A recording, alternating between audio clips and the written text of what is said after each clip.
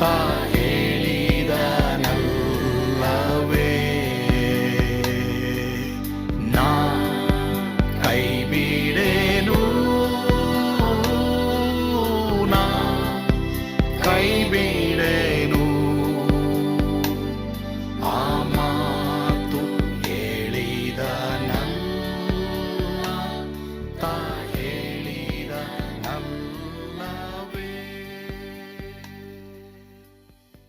ಯೇಸು ಕೈಬಿಡನು ದೈನಂದಿನ ಸತ್ಯವೇದ ಅಧ್ಯಯನಕ್ಕೆ ನಿಮ್ಮೆಲ್ಲರನ್ನು ಸ್ವಾಗತಿಸುತ್ತೇನೆ.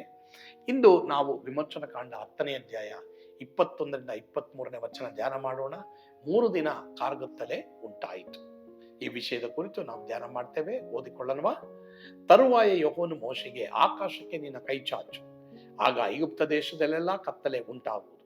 ಆ ಕತ್ತಲಿನಿಂದ ಜನರು ತಡವರಿಸುತ್ತಾ ನಡೆಯುವರೆಂದು ಹೇಳಿದನು. ಮೋಶೆ ಆಕಾಶಕ್ಕೆ ಕೈ ಚಾಚಿದಾಗ ಐಗುಪ್ತ ದೇಶದಲ್ಲೆಲ್ಲ 3 ದಿವಸ ಕಾರ್ಗತ್ತಲು ಮುಚ್ಚಿಕೊಂಡಿತು. 3 ದಿವಸವೂ ಒಬ್ಬರಿಗೊಬ್ಬರು ಕಾಣಿಸಲಿಲ್ಲ. ಯಾವನು ತಾನಿರುವ ಸ್ಥಳದಿಂದ ಏಳಲಿಲ್ಲ. ಆದರೆ ಇಸ್ರಾಯೇಲರು ವಾಸವಾಗಿದ್ದ ಸ್ಥಳಗಳಲ್ಲಿ ಬೆಳಕೆ ಇತ್ತು. ಈಗ ಮೋಶೆ ಈ ಮಿಡತೆಗಳ ಬಾಧೆ ಬಂದರೂ ಸಹ ಪ್ರಾರ್ಥನೆ ಮಾಡ್ತಾನೆ. ನನಗೋಸ್ಕರ ಪ್ರಾರ್ಥನೆ ಮಾಡಿ ಅಂತಾರೆ. ನಾನು ಪಾಪಿ ಅಂತ ಹೇಳ್ತೇನೆ, ಆದರೆ ದೇವರ ಕಡೆಗೆ ತಿರುಗಿಕೊಳ್ಳಲ್ಲ. ಅಂದ್ರೆ ಇಸ್ರಾಯೇಲರನ್ನ ಅವನು ಹೋಗಗೊಡಿಸೋದಿಲ್ಲ. ನೋಡಿ, ನಾನು ಪಾಪಿ ಎಂಬುದಾಗಿ ಒಪ್ಪಿಕೊಳ್ಳೋದು ಮಾತ್ರ ಅಲ್ಲ, ಆ ಪಾಪದಿಂದ ಬಿಡುಗಡೆ ಆದ್ಮೇಲೆ ತಕ್ಕ ಫಲದಿಂದ ಅದನ್ನ ಕ್ರಿಯೆಯಲ್ಲಿ ನಾವು ತೋರಿಸ್ಬೇಕು. ಇಲ್ಲಿ ಅವನ ಕ್ರಿಯೆಯಲ್ಲಿ ತೋರಿಸ್ಲಿಲ್ಲ.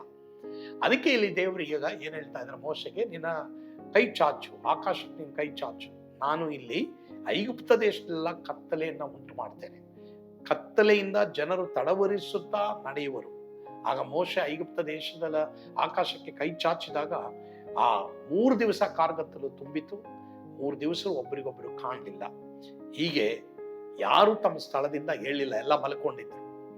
ಆದ್ರೆ ಇಸ್ರಾಯೇಲರು ವಾಸಿಸುವ ಗೋಷೆನ್ ಸೀಮೆಯಲ್ಲಿ ಮಾತ್ರ ಬೆಳಕಿತ್ತು. ಸೊ ಇದರಲ್ಲಿ ನಾವು ಅರ್ಥ ಏನು ಕಲಿತೀವಿ ಪಾಠ ಎಂಬುದಾಗಿ ನಾವು ನೋಡುವಾಗ, ನಮ್ಮ ಹೃದಯವನ್ನ ಕಠಿಣ ಮಾಡ್ಕೊಳ್ತಾನೆ ಇದ್ರೆ ನಾವ್ ಏನ್ ಮಾಡ್ತಾ ಇದೀವಿ ಅನ್ನೋದೇ ಗೊತ್ತಾಗಲ್ಲ. ಇವತ್ತು ಅನೇಕರಿಗೆ ಡೈರೆಕ್ಷನ್ ಇಲ್ಲ, ಮಾರ್ಗದರ್ಶನ ಇಲ್ಲ, ಏನು ಮಾಡಬೇಕು ಎಂಬುದಾಗಿ ಗೊತ್ತಾಗ್ತಾ ಇಲ್ಲ. ಅಂತ ಒಂದು ಪರಿಸ್ಥಿತಿಯಲ್ಲಿ ನೀವು ಇದ್ದೀರಾ, ಯಾವುದೋ ಒಂದು ಸಂದಿಗ್ಧ ಪರಿಸ್ಥಿತಿಯಲ್ಲಿ ಇದ್ದೀರಾ, ಮುಂದುವರಿತಾ ಇಲ್ಲ, ನಿಮ್ಗೇನು ಆಗ್ತಾ ಇಲ್ಲ. ಇದಕ್ಕೆ ಕಾರಣ ಕತ್ತಲಿದೆ. ಸೊ ಆ ಕತ್ತಲೆ ಬೆಳಕಾಗ್ಬೇಕಾದ್ರೆ ಯೇಸುವೆ ನನಗೆ ನಿನಗೆ ಜ್ಯೋತಿ ಆಗಿರ್ಬೇಕು. ಮಾತ್ರವಲ್ಲದೆ ಆ ಬೆಳಕಾದಂತ, ಲೋಕಕ್ಕೆ ಬೆಳಕಾದಂತ ಯೇಸುವನ್ನ ನಮ್ಮ ಹೃದಯದಲ್ಲಿ ನಾವು ಅಂಗೀಕರಿಸಿಕೊಂಡು ಆತ ನಿಂಬಾಲಿಸ್ಬೇಕು. ಒಂದ್ ವೇಳೆ ನೀವು ವಿಶ್ವಾಸಿ ಆಗಿರ್ಬೋದು, ಬಟ್ ದೇವರಿಗೆ ಟೈಮ್ ಕೊಡ್ತಾ ಇದೀವಾ, ನನಗೇನು ಅರ್ಥ ಆಗ್ತಾ ಇಲ್ಲ, ನನಗೆ ಈ ಪ್ರಶ್ನೆಗೆ ಉತ್ತರ ಸಿಗ್ತಾ ಇಲ್ಲ ಅಂತಂದ್ರೆ, ಪ್ರಿಯರೇ, ಕತ್ತಲು ಕವಿದಿದೆ. ಸರಿ, ಭಯ ಪಡಬೇಡಿ. ಕತ್ತಲೆಯನ್ನ ಬೆಳಕಾಗಿ ಮಾಡುವಂತ ದೇವರು ನಮಗೊಂದಿಗಿದ್ದಾರೆ. ಆದ್ರಿಂದ ದೇವರನ್ನ ಹುಡುಕ್ರಿ. ಎಲ್ಲಿ ತಪ್ಪಿದೀವೋ ಅದ್ರ ಬಗ್ಗೆ ಮಾನಸಾಂತರ ಪಟ್ಟರೆ ದೇವರು ನಮ್ಮನ್ನ ಕ್ಷಮಿಸ್ತಾರೆ. ಅದನ್ನ ಬಿಟ್ಟು ಬಿಡೋದಾದ್ರೆ ದೇವರು ನಮಗೆ ಡೈರೆಕ್ಷನ್ ಕೊಡ್ತಾರೆ. ಕರ್ತನು ಈ ವಾಕ್ಯಗಳ ಮೂಲಕ ನಿಮ್ಮನ್ನ ಆಶೀರ್ವಾದ ಮಾಡಲಿ, ನಿಮ್ಮ ಜೀವಿತವೆಲ್ಲ ಬೆಳಕಾಗಿ ಮಾರ್ಪಡ್ಲಿ. ಆಮೇಲೆ ಪ್ರೀತಿಯುಳ್ಳ ತಂದೆ ಆದವರೇ, ನಿಮಗೆ ಸ್ತೋತ್ರ. ಇಂದು ನಮ್ಮೊಂದಿಗೆ ಮಾತನಾಡಿದಕ್ಕಾಗಿ ಸ್ತೋತ್ರ. ಅನೇಕರ ಜೀವಿತ ಇವತ್ತು ಕತ್ತಲಾಗಿದೆ. ಯಾವುದೋ ಒಂದು ಕಷ್ಟನೋ ಸಂದಿಗ್ಧ ಪರಿಸ್ಥಿತಿಯಲ್ಲಿ ಇದ್ದಾರೆ. ಏನು ಮಾಡಬೇಕೆಂಬುದಾಗಿ ಗೊತ್ತಿಲ್ಲ, ಯಾವ ಡೈರೆಕ್ಷನ್ ಇಲ್ಲ, ಯಾರೂ ಮಾರ್ಗದರ್ಶನ ಕೊಡ್ತಾ ಇಲ್ಲ. ಇಂಥ ಪರಿಸ್ಥಿತಿಯಲ್ಲಿರುವಂತಹ ಕುಟುಂಬಗಳಿಗೆ, ದೇವರ ಜನರಿಗಾಗಿ ನಾನು ಪ್ರಾರ್ಥಿಸ್ತೇನೆ. ಅಥವಾ ದೇವರು ಇನ್ನೂ ನೀನು ನಂಬದೇ ಇರುವಂತ ಎಷ್ಟೋ ಜನ ಇದ್ದಾರೆ, ಅವರಿಗೆ ನಾನು ಏನು ಮಾಡಬೇಕೆಂಬುದಾಗಿ ಗೊತ್ತಿಲ್ಲ ಎಂಬುದಾಗಿ ಅವ್ರು ಹೇಳ್ಬೋದಪ್ಪ. ಆದ್ರೆ ನೀನ್ ಲೋಕಕ್ಕೆ ಬೆಳಕಾಗಿದ್ದೀಯಾ, ಅವ್ರ ಕಣ್ಣು ಕಾಣಿಸುವಂತೆ ನೀನು ಮಾಡು. ಯೇಸುವಿನ ಹೆಸರಿನಲ್ಲಿ ಪ್ರಾರ್ಥಿಸ್ತೇವೆ ಸ್ವಾಮಿ, ಆಮೇನ್. ಕರ್ತನು ನಿಮ್ಮನ್ನು ಆಶೀರ್ವಾದ ಮಾಡಲಿ. ಯೇಸು ನಿಮ್ಮನ್ನು ಕೈಬಿಡ.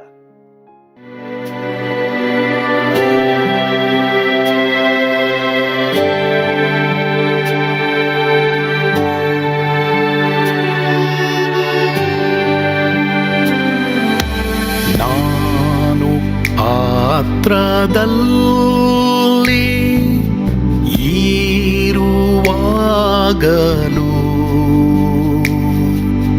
ನೀನು ಭಯಪಟ್ಟು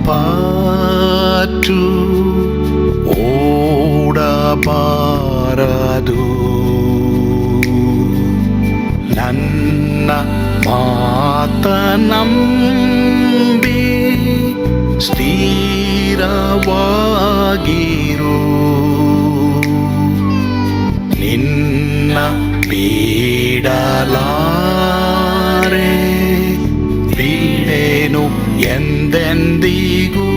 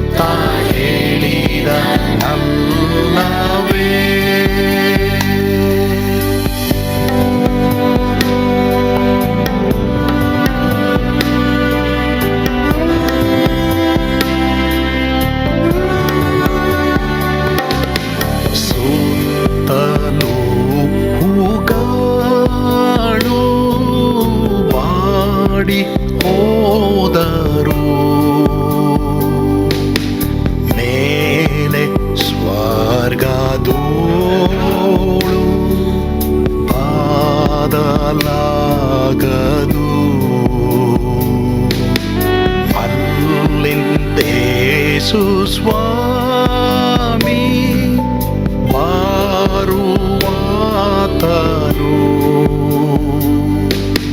ನನ್ನ ಬಿಡಲಾರ, ನನ್ನನ್ನು ಕೈ ಬಿಡನು. ನಾ ಕೈ ಬಿಡೆನು, ನಾ ಕೈ ಬಿಡೆನು. ಆ ಮಾತು ಹೇಳಿದನಲ್ಲ, ತಾ ಹೇಳಿದನಲ್ಲವೇ.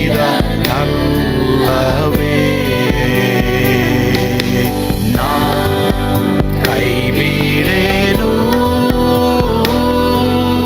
ನಾ ಕೈ ಬಿಡೆನು.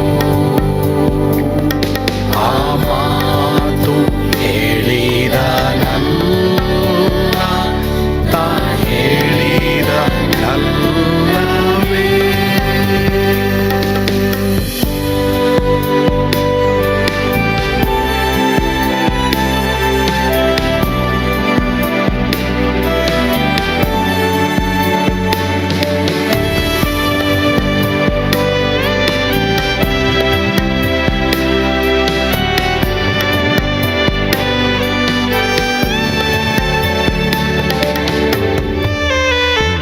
ಮುಂದೆ ಬಾವು ಕಷ್ಟ ಬಾರುತ್ತಿದ್ದರು, ಭಯ ಪಾಡಲಾರೆ,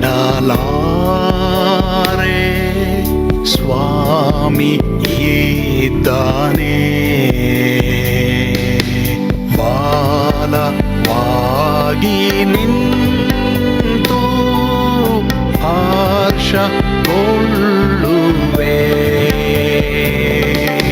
ಸ್ವಾಮಿ ಬಿಡಲಾರ, ಸ್ವಾಮಿ ನನ್ನ ಕೈ ಬಿಡನು. ನಾ ಕೈ ಬಿಡೆನು, ನಾ ಕೈ ಬಿಡೆನು. ಆ ಮಾತು ಹೇಳಿದನಲ್ಲ, ತಾ ಹೇಳಿದನಲ್ಲವೇ.